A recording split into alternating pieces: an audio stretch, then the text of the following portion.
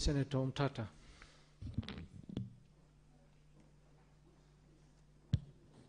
Honorable Senators, I propose the question that the Senate adopts the report of the Standing Committee on Justice, Legal Affairs and Human Rights on its consideration of a petition to the Senate by Mr. Laban Omusundi regarding the enactment of a legal framework to provide for recall of the President or a Governor through a citizen initiative, laid on the table of the Senate on Thursday, 11th June 2026.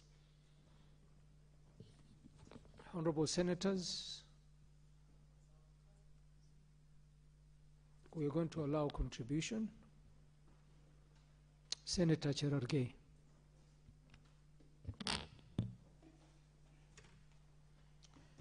Thank you, Mr. Speaker.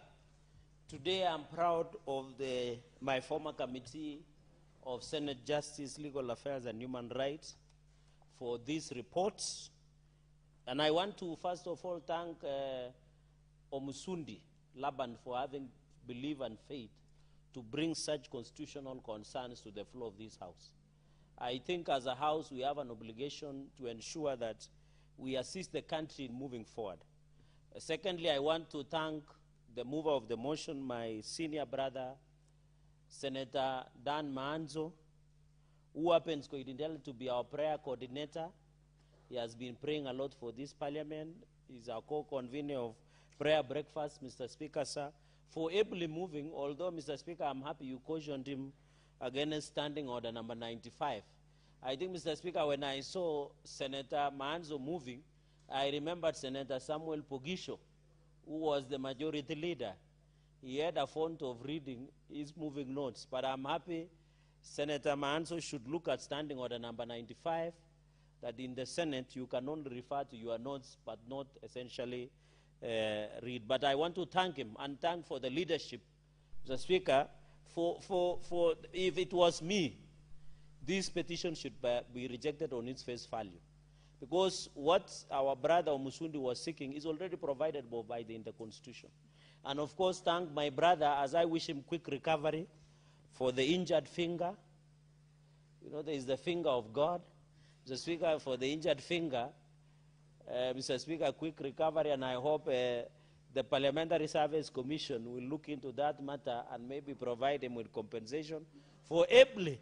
He has already, Senator Muma is informing me, he already a medical cover.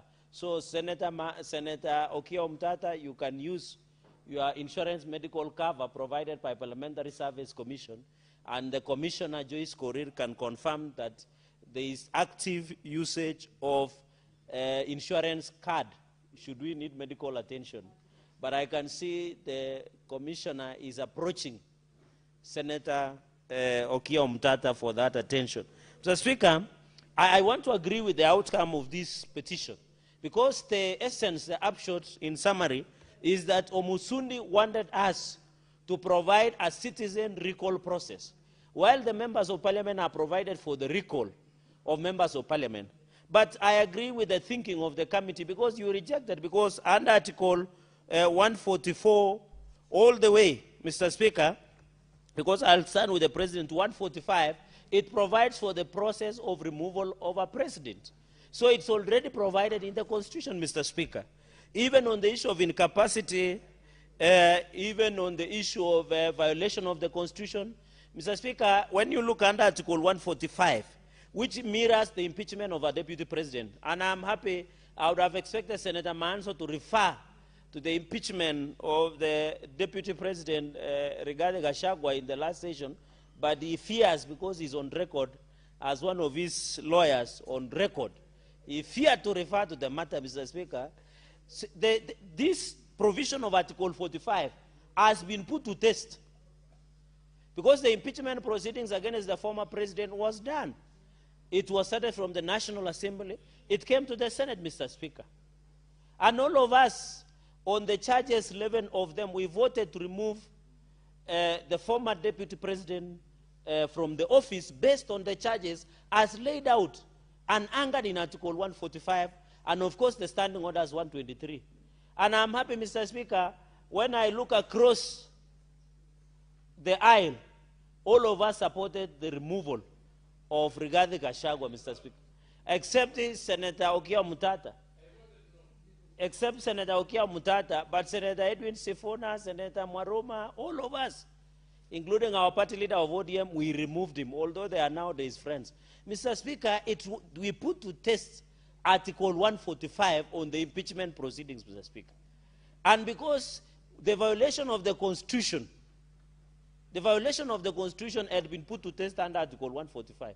So the impeachment proceedings was put to test. It mirrors, and I want to assure Kenyans, there is no lacuna. There is no space, Mr. Speaker. In fact, of all the 11 charges, Mr. Speaker, that came against the former impeached deputy president, because the courts have ruled that the Senate did the right thing, I voted for his removal on the 11 of them, Mr. Speaker. So we must be put to test that this provision of Article 145, in future, we have, and I heard my brother saying, oh, there is one term. No, there is no one term in Kenya, Mr. Speaker. All presidents have served their term. First President Mzee Kenyatta served